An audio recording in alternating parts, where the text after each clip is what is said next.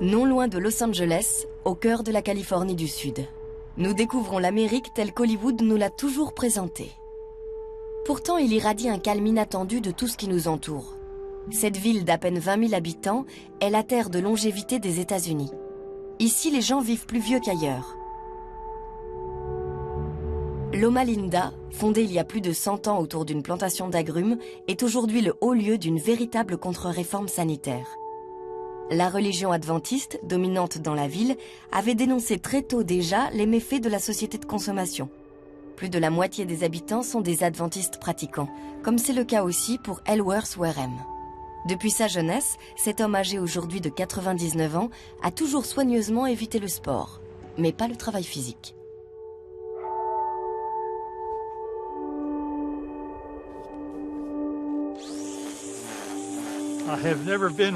Je n'ai jamais pratiqué de sport en tant que tel, comme la course à pied par exemple.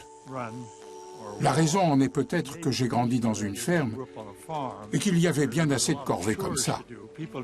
Les gens ne faisaient pas de sport.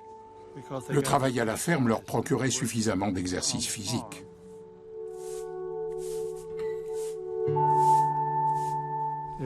Quand je fais un effort, je veux aussi pouvoir en mesurer les résultats.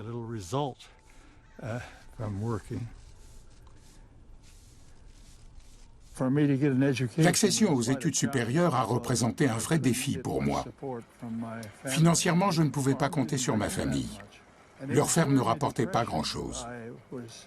Au début des années 30, le pays a connu une grave crise économique. Quelques années plus tard, j'ai compris que je ne voulais pas travailler à la ferme. À l'âge de 19 ans, j'ai réalisé que je voulais être médecin. Je me suis lancé, sans un sou, en me disant que je ferais de mon mieux.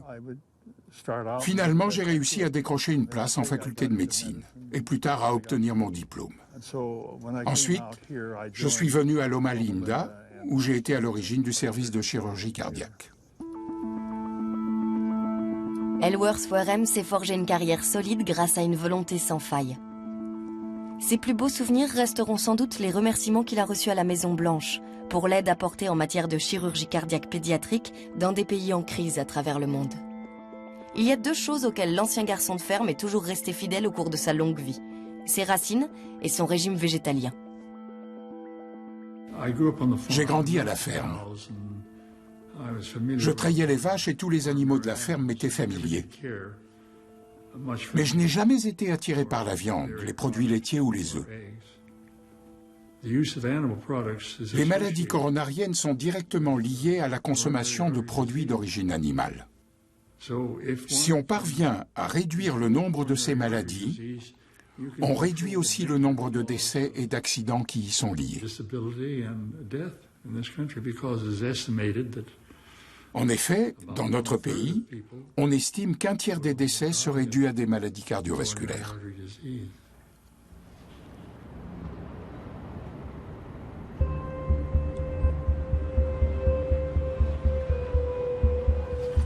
Ce principe d'une alimentation saine et sans viande est partagé par plus de la moitié des habitants de la ville.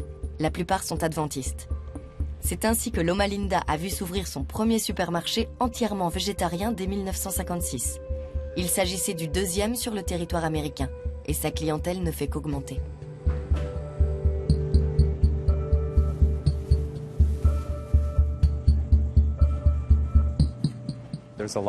Beaucoup de gens tentent de réduire leur taux de cholestérol et cherchent des alternatives aux matières grasses animales. On pourrait nous définir comme magasin de produits naturels alternatifs. Ce serait plus exact. Au premier abord, l'offre est plutôt déroutante. Les rayons proposent beaucoup d'aliments qui ressemblent à s'y méprendre à de la viande. Nous proposons une large gamme de viande végétale destinée aux mangeurs de viande. Lorsqu'ils deviennent végétariens, ces gens cherchent des produits qui ont la même texture que la viande. Nous leur proposons donc une gamme d'aliments faciles à préparer et dont le goût se rapproche de celui de la viande. Nous vendons des substituts de bœuf, de poulet et même de poisson. En fait, on trouve tout chez nous, sauf de la chair animale. Ellsworth et sa femme Barbara, âgée de 83 ans, sont clients du magasin.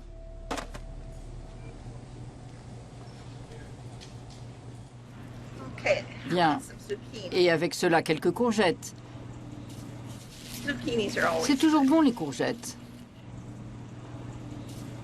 Dans la sphère privée, c'est elle qui règle les questions pratiques.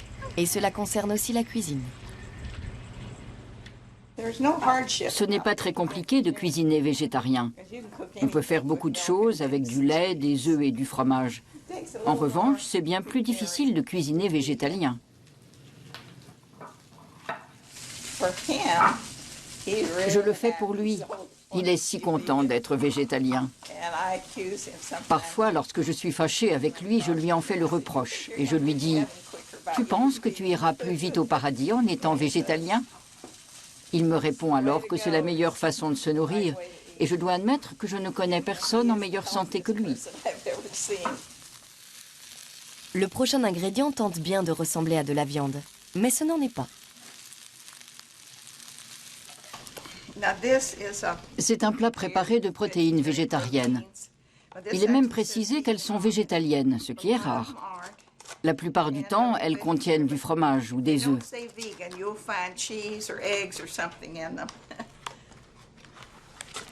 C'est du poulet gongbao surgelé. En règle générale, l'industrie alimentaire s'adapte aux désirs des consommateurs. S'ils souhaitent changer d'alimentation sans changer leurs habitudes, elle trouve une solution adaptée. Cette petite sauce toute prête est parfaite pour la cuisson des légumes qui n'ont pas forcément beaucoup de goût. On en verse quelques cuillerées, ça relève le plat. Ce qui compte, c'est que la nourriture ait du goût et qu'elle soit saine. Il ne fait aucun doute que notre santé est intimement liée à la qualité de notre alimentation, même si évidemment ce n'est pas le seul facteur qui entre en ligne de compte. Le cycle de la vie est déterminé par bien des éléments, parmi lesquels l'alimentation occupe une place prépondérante.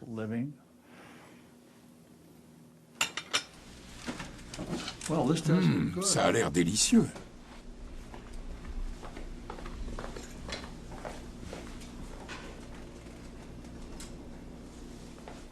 C'est délicieux, ma chérie.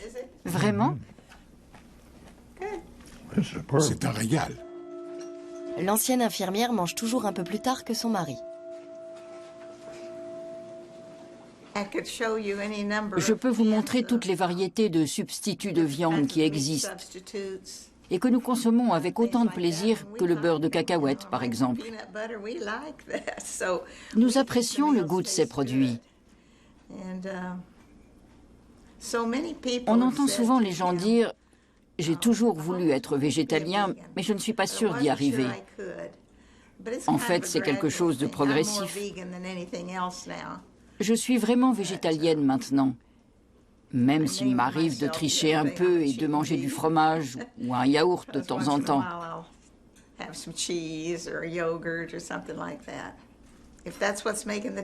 En tout cas, le régime fonctionne pour mon mari. Il n'est jamais malade et a bon appétit. J'ai de la chance. Il mange tout ce que je lui propose. Et il trouve toujours ça à son goût. Je t'en ai trop servi? Il y en a trop? Tu m'en sers toujours trop. Oui, c'est vrai. Laisse le reste. C'est mieux que de ne pas en avoir assez. Nous nous intéressons maintenant à un autre secret qui garantit la longévité, le sport. Le centre de fitness de la paroisse est ouvert à tous, jeunes et vieux.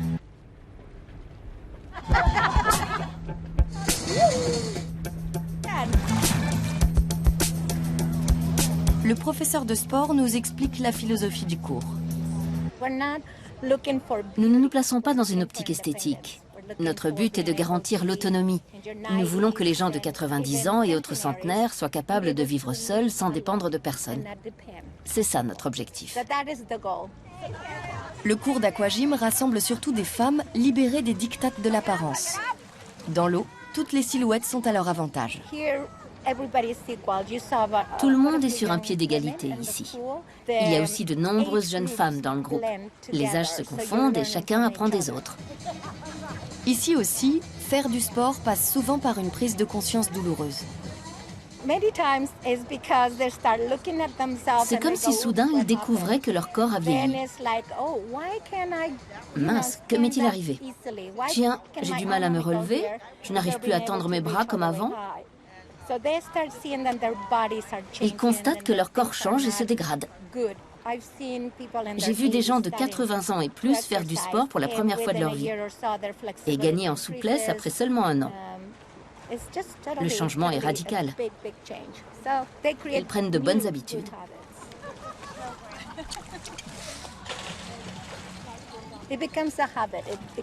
L'exercice physique fait partie de leur vie. Ils ne le font plus seulement parce que leur médecin les y encourage, ça fait partie de leur routine quotidienne, au même titre que se brosser les dents ou se doucher.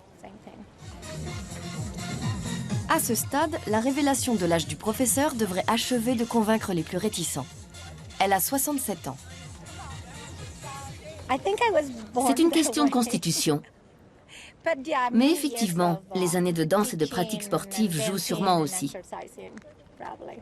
Mais les ridules au coin des yeux sont difficiles à accepter.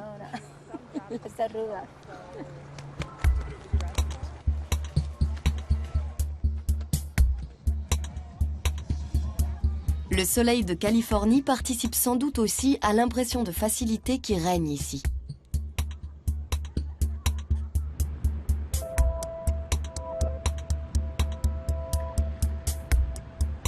Même sous la lumière artificielle moins flatteuse de la salle d'entraînement, toutes les tranches d'âge sont représentées. Les septuagénaires et plus ne sont pas en reste.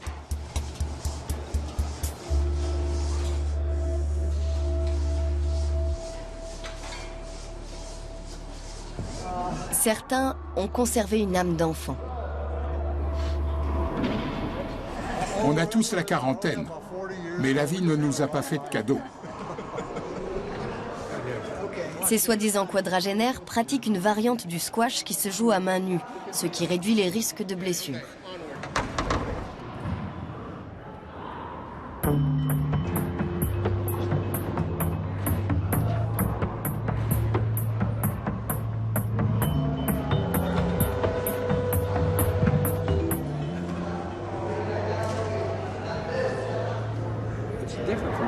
C'est très différent vu d'ici.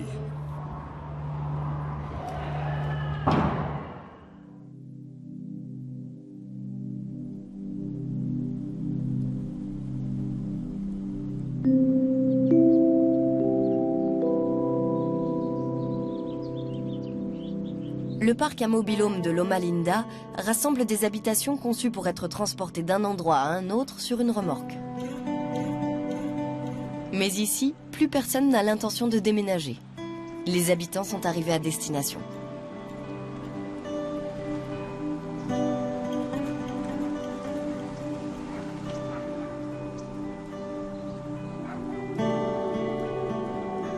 L'un d'eux se nomme Herbert Wiles.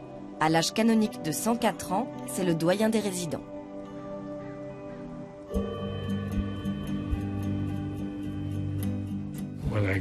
Après le lycée, en 1930, j'ai été embauché par le journal local et chargé de sa diffusion. Je suis venu à Loma Linda pour convaincre les gens de s'abonner. Mais je me suis vite rendu compte qu'il fallait éviter le samedi. Tout le monde était à l'église. C'est comme ça que j'ai découvert la communauté adventiste. Il vit désormais entouré de chats. Sa femme Ruthie est décédée depuis des années. Ils étaient liés par bien plus que leur seul amour. Ils ont fondé une famille et ont rejoint la communauté adventiste ensemble, bien qu'un peu par hasard. Je suis rentré un soir et je lui ai dit « Viens Ruthie, allons à la tente où prie la communauté. On s'assoit en silence au dernier rang et on s'en ira dès qu'ils commenceront à danser et à chanter. » Mais ils n'ont rien fait de tout ça. À la place, nous avons eu droit à une exégèse très intéressante. Ensuite, le pasteur est passé à la maison et il nous a initiés à la Bible. Pour finir, nous avons tous les deux été baptisés. Cette simple décision a de lourdes conséquences pour le jeune père de famille de l'époque. J'ai appelé mon patron et je lui ai expliqué que pour respecter le sabbat, je ne pouvais plus travailler le samedi. Il m'a répondu que dans ce cas, il se passerait de mes services. Les temps étaient durs et nous avions un petit garçon. J'ai commencé à chercher un peu partout et c'est le pasteur qui m'a aidé. Il m'a fait embaucher dans l'entreprise agroalimentaire de la communauté.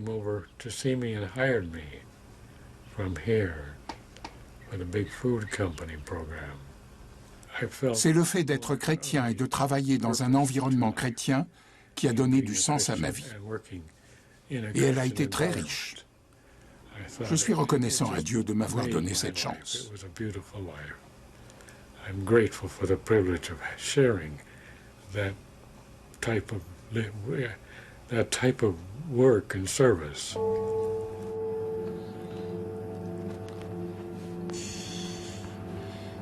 Ne me mords pas.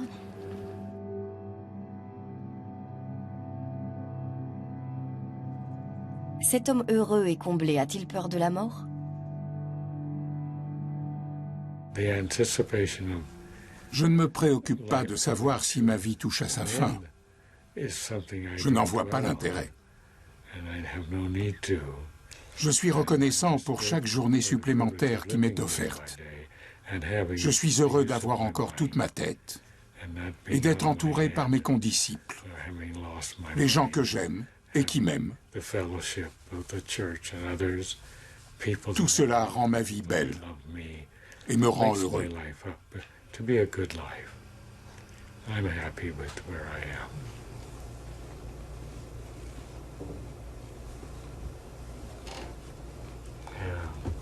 Le spectacle est terminé.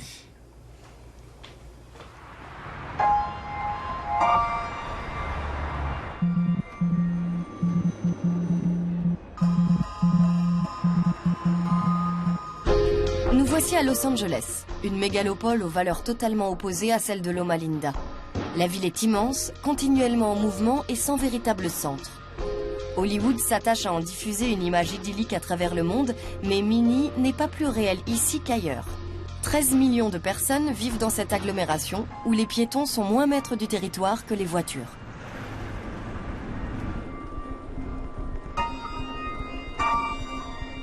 Le campus de l'Université de Californie à Los Angeles offre un havre de paix. Le contraste est volontaire.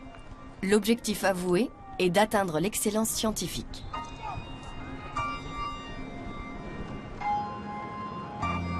Nous rendons visite au Dr Stephen Coles, le gérontologue spécialiste des super-centenaires.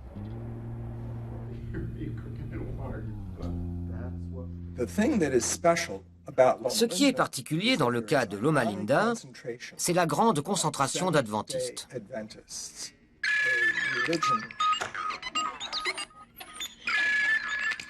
J'avais enlevé la sonnerie, mais ça n'a pas marché.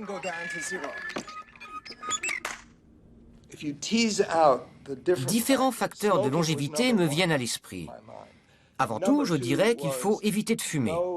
Et en second lieu, ne pas trop boire d'alcool, c'est-à-dire avoir une consommation modérée d'alcool. Il y a en fait 3 autres raisons pour lesquelles les adventistes vivent en moyenne 6 à 8 années de plus qu'un Américain moyen.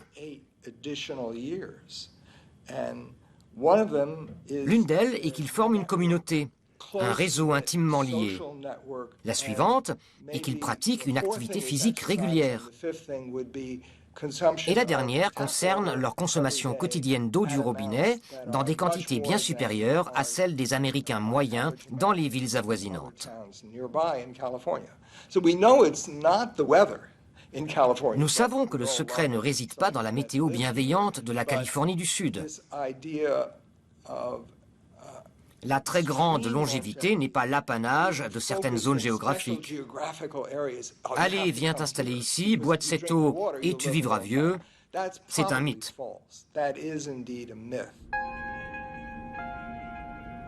Les portraits des lauréats du prix Nobel ornent les murs et rappellent aux scientifiques qu'ils sont astreints à la rigueur. Stephen Coles a consacré sa vie à établir un modèle commun à toutes les cultures et à toutes les personnes très âgées qui rassemble les conditions nécessaires pour vieillir en bonne santé. Tous les supercentenaires que j'ai étudiés évoluent au sein d'un réseau social fort. Il ne s'agit pas forcément d'une religion, comme pour les adventistes, mais ce qui est déterminant pour la longévité de ces personnes, c'est de bénéficier de liens étroits avec leur communauté. Nous savons que ce facteur est important, mais nous ne savons pas mesurer son influence sur notre espérance de vie. Ce n'est pas nécessairement un groupe religieux, cela peut être un parti politique. L'essentiel est de s'engager à long terme dans un groupe dont vous partagez les opinions. Tous les pays industrialisés ont connu la même révolution dans leur histoire. L'espérance de vie a considérablement augmenté. Cela ne signifie pas que nous vivrons tous très vieux. À trop vouloir bien faire, le progrès pourrait avoir un effet contraire en nous apportant nourriture et confort jusqu'à l'excès. 5, 4, 3, 2, 1. Aux États-Unis, les premiers progrès notoires ont été constatés aux environs de l'année 1900. Avant cela, l'espérance de vie se limitait à 49 ans. Depuis, nombre de maladies et de causes de mortalité ont disparu.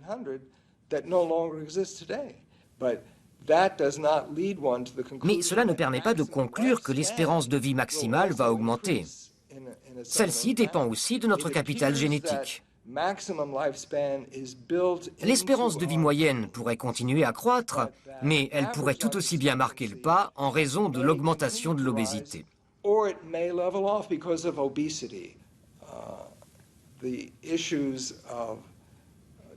Les mauvaises habitudes alimentaires touchent toute la population.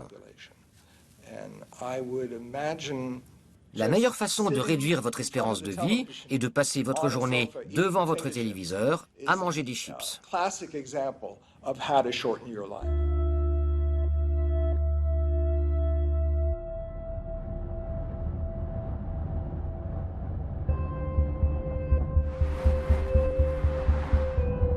Revenons en arrière avec en tête les 6 à 8 années d'espérance de vie supplémentaire des habitants de Loma Linda.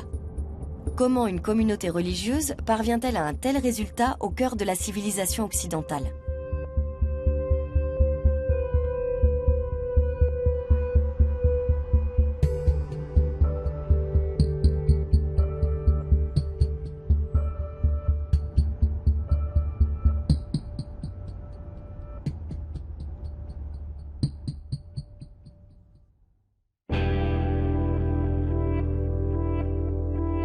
Le lendemain se trouve être un vendredi. La vallée de San Bernardino s'emploie comme tous les jours à assurer le transit de biens et de personnes entre l'est et l'ouest du pays. À seulement 1 kilomètre de Loma Linda, c'est l'Amérique des clichés qui se présente à nous. Commerciale, excessive, outrancière.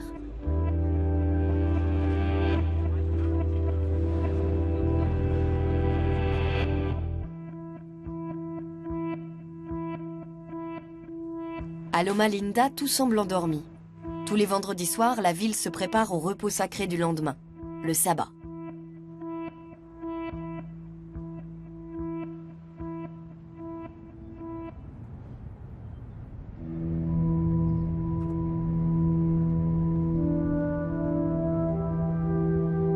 Nous rencontrons une dame qui a désespérément cherché un tel apaisement. Plus par besoin de faire une pause dans sa vie que pour s'accorder une pause hebdomadaire. Depuis 1 an, elle travaille au service de la communauté adventiste, sans en faire partie.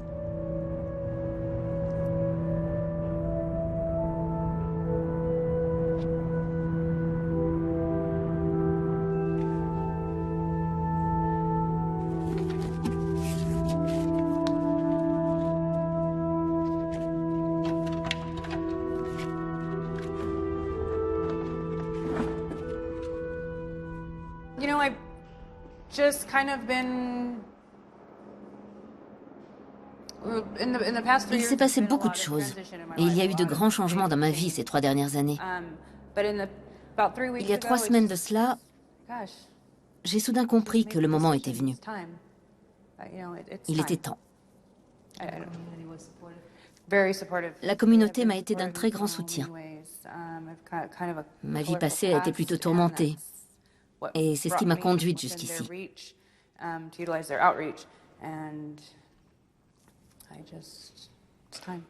Le moment était venu. Je ne peux pas l'exprimer autrement.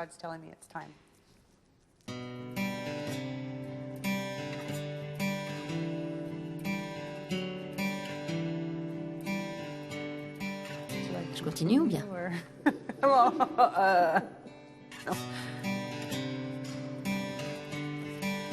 On ne naît pas adventiste, on le devient. C'est un choix délibéré. C'est un engagement que je prends demain. Je donne ma vie, je la remets entre les mains de Dieu. Je lui dis, je suis là devant toi, fais de moi ce que tu veux.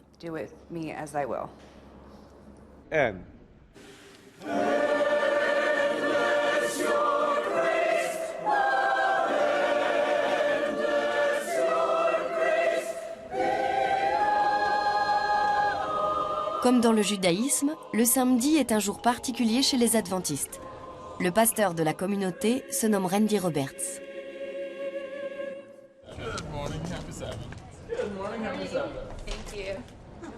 Oh, comment vas-tu? Je suis si contente de te voir. Nous observons le sabbat du vendredi soir au coucher du soleil jusqu'au samedi soir au coucher du soleil. Ainsi, nous mettons de côté toutes nos préoccupations habituelles comme les courses, les factures, le ménage.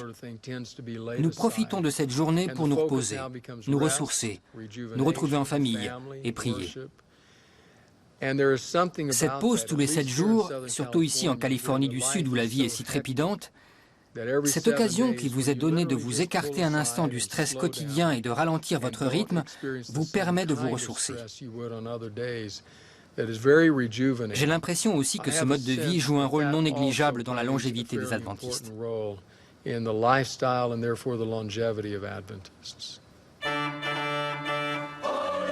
La conscience missionnaire de la communauté est connue de tous. 3 cultes sont célébrés à la suite et diffusés dans le monde entier via la télévision et le net. L'Église adventiste se considère comme l'agence multiservice de Dieu. Elle encourage les contacts humains chaleureux au sein de sa communauté.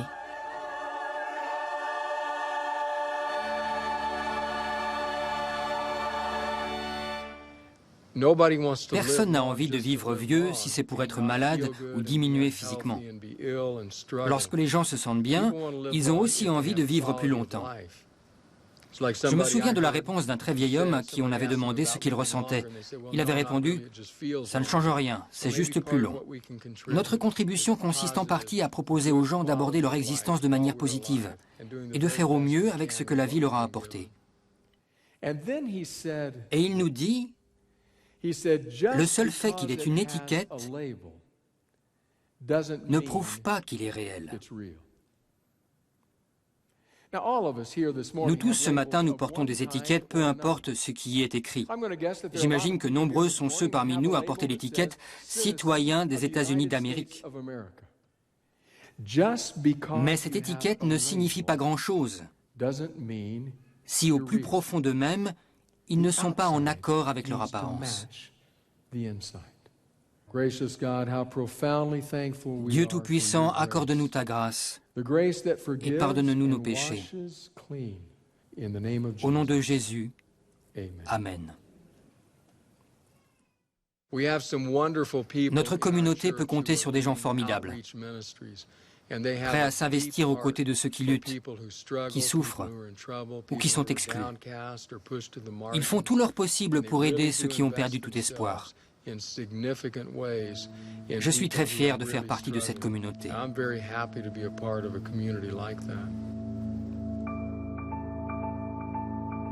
Le baptême de Marissa est imminent. Elle est l'illustration parfaite de ces anciens désespérés. Elle qui, il y a 3 ans encore, vivait en marge de la société.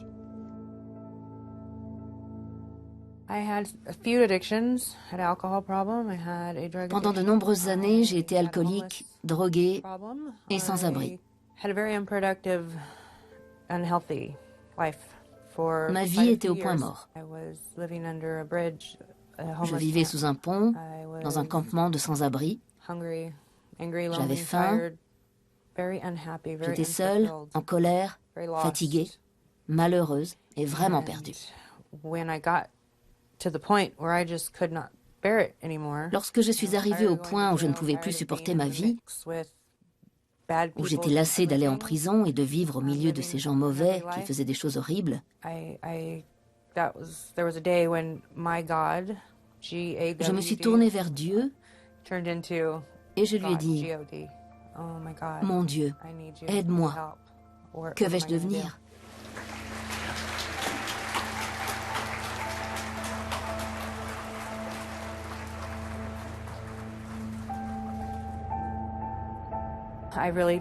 Je suis convaincue que maintenant tout va rentrer dans l'ordre et que je vais enfin pouvoir tout simplement respirer.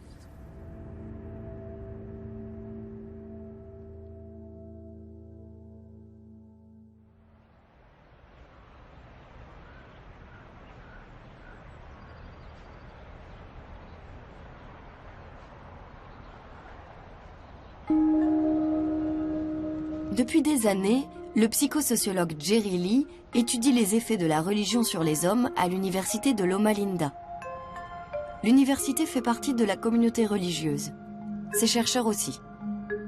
Pourtant, ni les programmes ni les enseignants ne subissent la moindre influence. Jerry Lee observe le monde avec clémence et lucidité. Quels sont donc les effets de la religion sur les croyants ? Avant tout, la religion donne du sens aux choses. Nous avons pu constater que les personnes qui avaient trouvé un sens à leur vie étaient plus heureuses dans leur travail et repoussaient l'âge de la retraite. Ce sont des caractéristiques que l'on a également observées en l'absence de toute croyance.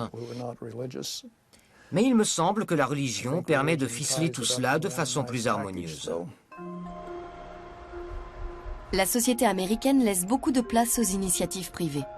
Les églises comblent les besoins auxquels l'État-providence subvient en Europe.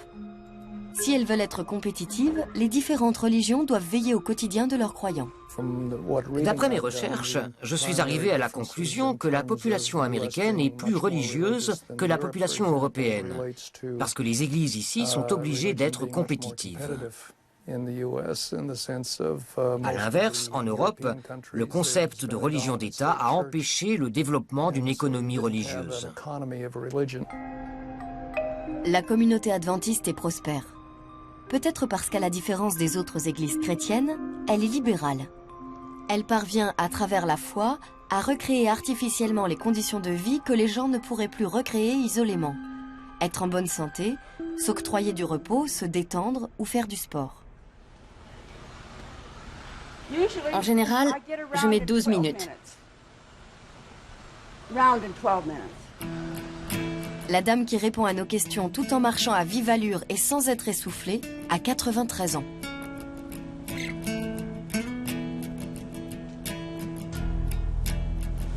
J'ai grandi dans une ferme et nous avons toujours beaucoup marché parce que nous n'avions pas d'argent pour une voiture.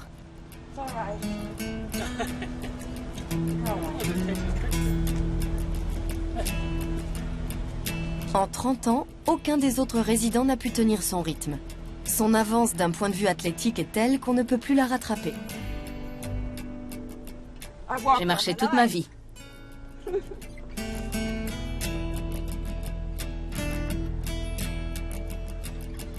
La marche à pied me donne des forces et me maintient en vie. Elle me permet d'évacuer mon stress. Quand vous sortez marcher, votre stress disparaît. J'ai convaincu de nombreuses personnes. Elles disent qu'elles se sont mises à la marche à pied grâce à moi.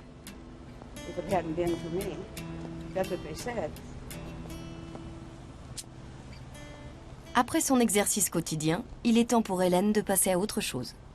Il est 4h moins 10, faut que je file.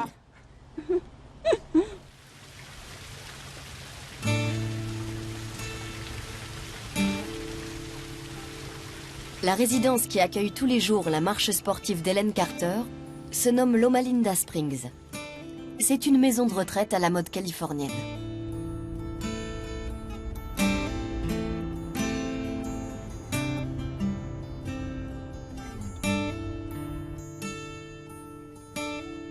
Les 450 résidents qu'elle compte sont tous issus de la classe moyenne. L'âge minimal pour y entrer est de 55 ans. Hélène a été la première résidente de l'établissement.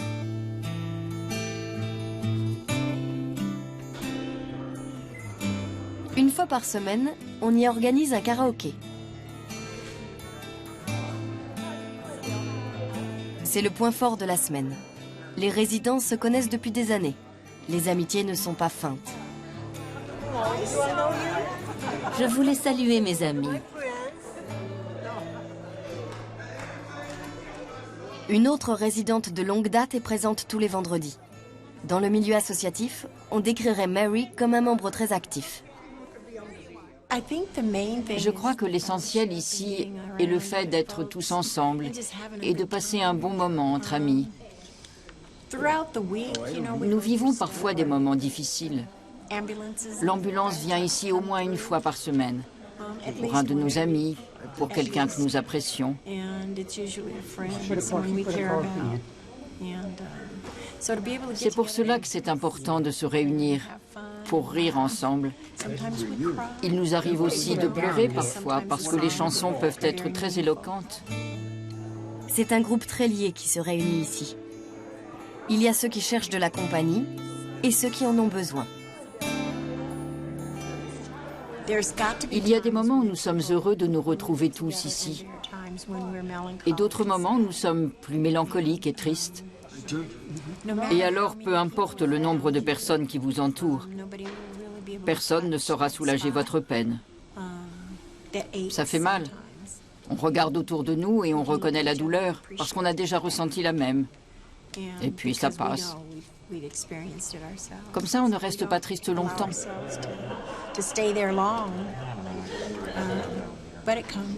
On se soutient les uns les autres et parfois on se chamaille. Elle parle trop, la vieille. On me traite souvent de pipelette. On sort parfois ensemble, c'est tout. Je ne dirais pas de lui que c'est un gentleman, mais il m'accompagne parfois au supermarché.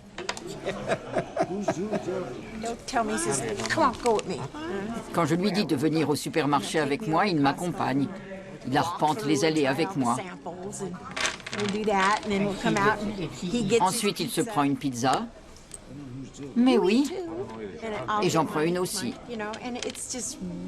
Ce qui est merveilleux, c'est d'avoir quelqu'un à côté de soi.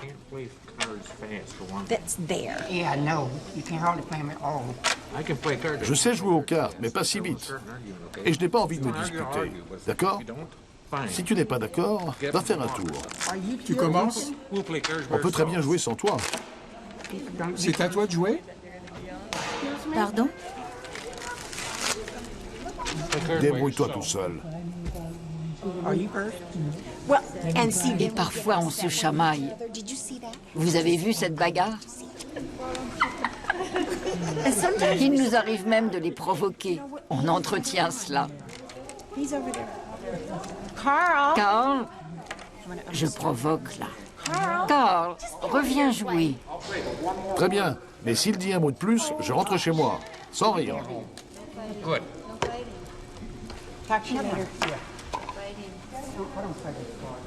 Je n'ai pas besoin de ça. Passe-moi les cartes. On sait que tu es fâché. Maintenant, le monde entier le sait. Tant mieux si tout le monde est au courant. Merci. On vient ici pour s'amuser. On joue aux cartes pour s'amuser. Mais il y a toujours quelqu'un qui vient tout gâcher, qui veut faire plus vite. Avec l'âge, on devient plus lent.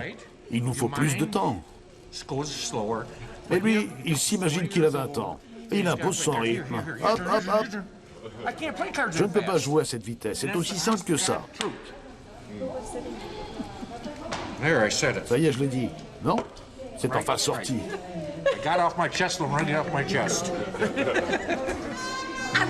Vous devriez vous voir. Vous êtes magnifique.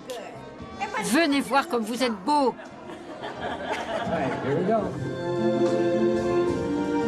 I see trees of green, red roses too. I see them bloom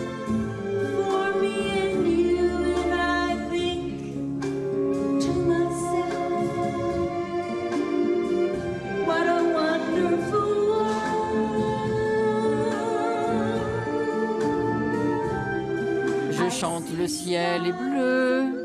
Mais ce n'est vrai qu'en Californie. And clouds are white, the brightest, blessed day and the dark, fake night. And I think to myself, what a wonderful world.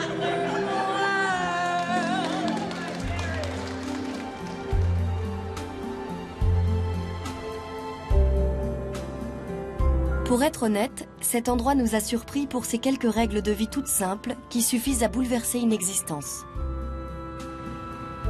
Manger mieux, bouger plus, se rapprocher des autres, trouver un sens à sa vie. Ces petites choses qui permettent à chacun d'être en meilleure santé, qu'il ait ou non la foi.